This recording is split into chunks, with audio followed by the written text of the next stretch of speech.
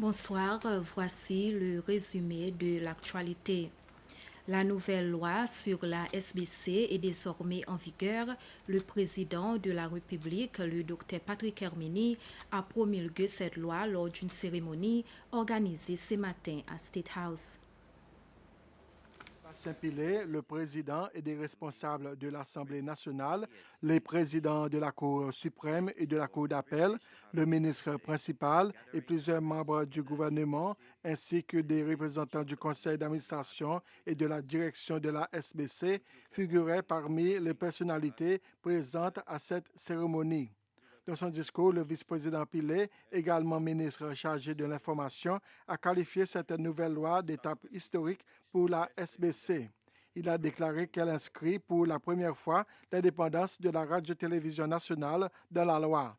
Selon lui, cette législation garantit l'absence de toute ingérence dans les activités de la SBC et définit clairement sa charte éditoriale dans le cadre légal, plutôt que de la laisser à la discrétion de ses dirigeants ou de sa direction.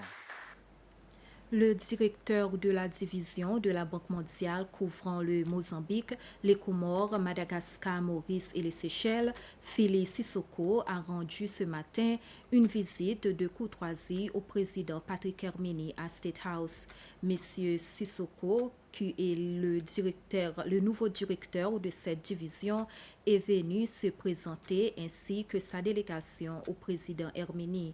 Il a indiqué avoir profité de l'occasion pour se rendre aux Seychelles dans le cadre du partenariat entre les Seychelles et la Banque mondiale.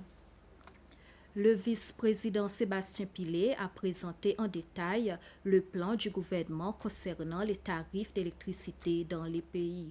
Lors de la réunion du Conseil des ministres hier, il a été décidé de maintenir les tarifs inchangés pour les premières 400 kWh consommés par les ménages.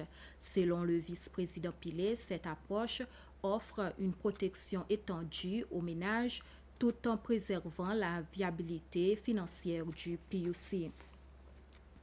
Le Conseil des ministres a également approuvé la procédure administrative proposée pour l'examen par le gouvernement des recommandations figurant dans le rapport final de la commission d'enquête sur les bails et le développement de l'île de l'Assomption.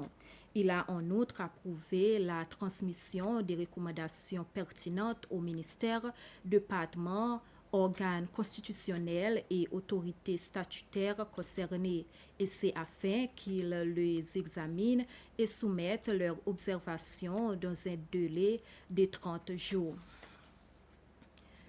Un comité national de 9 membres a été nommé pour préparer la nouvelle politique nationale de la jeunesse des Seychelles.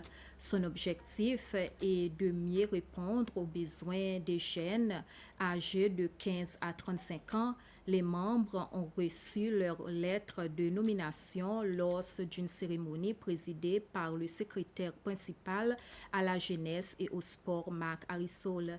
C'est la première fois qu'un comité indépendant est chargé de rédiger cette politique.